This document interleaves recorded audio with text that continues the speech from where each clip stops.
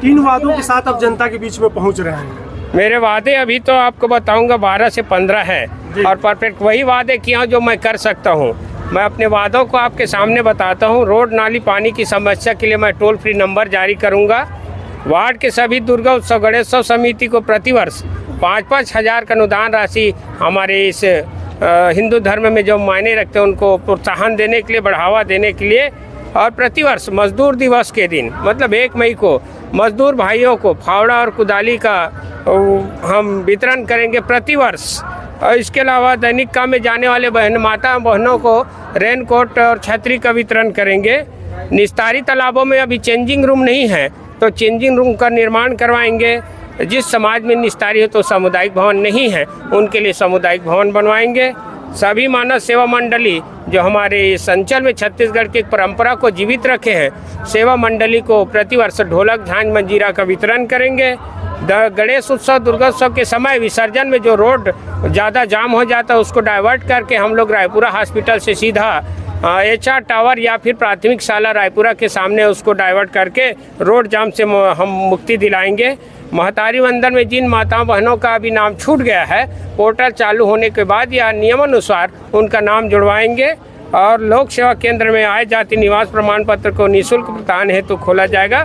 सभी आवासीय क्षेत्र में नक्शा पास है तो हम लोग इसमें प्रयास रहेंगे। यहाँ समाज में बहुत से ऐसे गुरु घासीदास जन्म उत्सव होता है, प्रतिवर्ष उन्हें 11,000 रुपये का वितरण किया जाएगा। निषाद राज गुहा जयंती के अवसर में भी 11,000 रुपये प्रतिवर्ष वितरण किया जाएगा। इस प्रकार से हमारे वादे हैं जो समाज हित में है, लोक हित में है और यहाँ के सभी वर्ग के लोगों चुनावी मुद्दे क्या है? चुनावी मुद्दा यहाँ के मेन मुद्दे, अगर कॉलोनी में जाते हैं तो कॉलोनी में रोड नाली पानी की बहुत भारी समस्या है।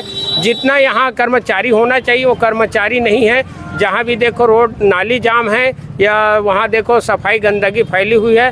तो इन सब के निदान के लिए हमने अपने जो वादे हैं वो यहाँ लिख के बताया आपकी आपको। सक्रियता से जो है बीजेपी और कांग्रेस में खलबली मच गई है, कैसे देखते हैं इसे? ये उनकी निष्क्रियता है।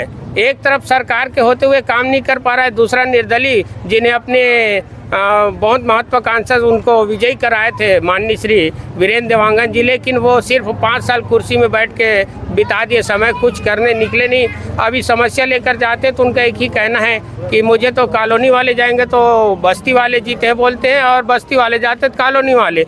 इस प्रकार से अपने कर्तव्यों का निर्वहन नहीं किया है तो उन दोनों तरफ यही परेशानी है। तो इस बार जो मुझे भारी समर्थन मिल रहा है बहुत उम्मीद जो लगाए हैं फिर से निर्दलीय मैं उत्तम कुमार चक्रधारी टार्च छाप के ऊपर बहुत उम्मीद लगा कर रखे और मैं भविष्य में जीत जाता हूं तो उनकी उम्मीदों पर खरा उतरूंगा। मैं यदि आप जीत करके आते हैं तो 3 बड़े विकास कार्य कौन से होंगे जो अपने वार्ड में कराना चाहेंगे? मैं सबसे पहले ये विकास कार्य के नाम में अब जो हमारे जाम लगते हैं, सबसे बड़ी जाम है रायपुरा में, जो छोटे से कार्यक्रम हो जाए रोड जाम जिनसे यहाँ के पब्लिक को दूसरे गांव जहां अमलेश्वर है उनके जो आने जाने वाले उन सब को जो परेशानी हो रहे हैं उनको सबसे पहले मैं परेशानी से मुक्ति दिलाऊंगा ताकि लोगों की समय बच सके।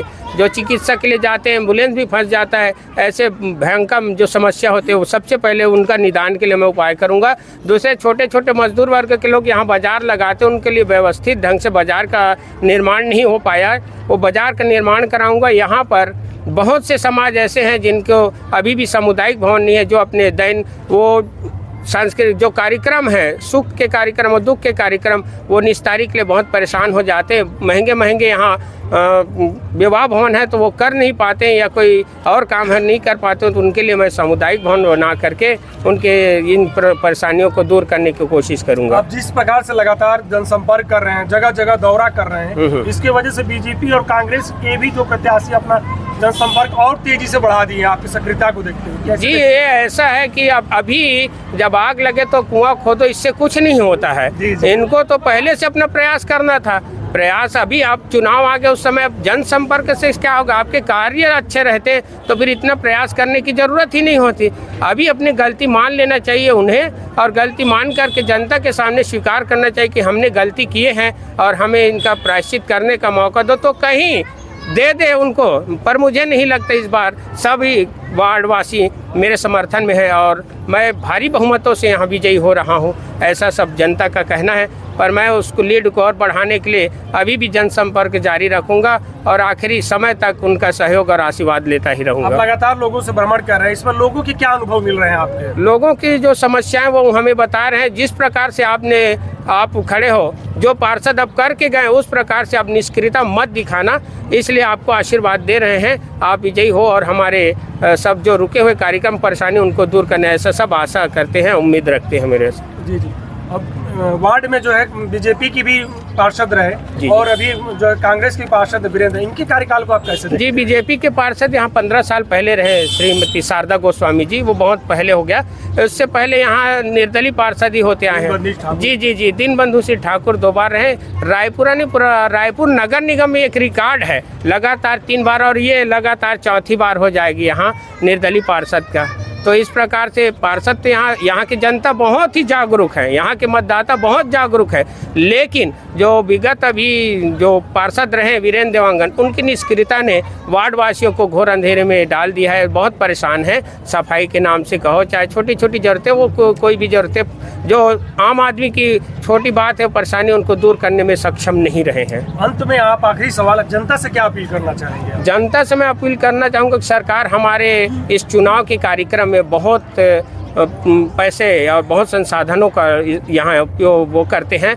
तो मैं चाहूँगा कि प्रत्येक जनता जा कर के ज़्यादा से ज़्यादा मतदान करे और सरकार के और हमारे समाज की जो है इस स्तंभ को मजबूती से यहाँ ला कर के खड़ा करे और भारी बहुमतों से मुझे विजयी बनाए। उत्तम भैया, उत्तम।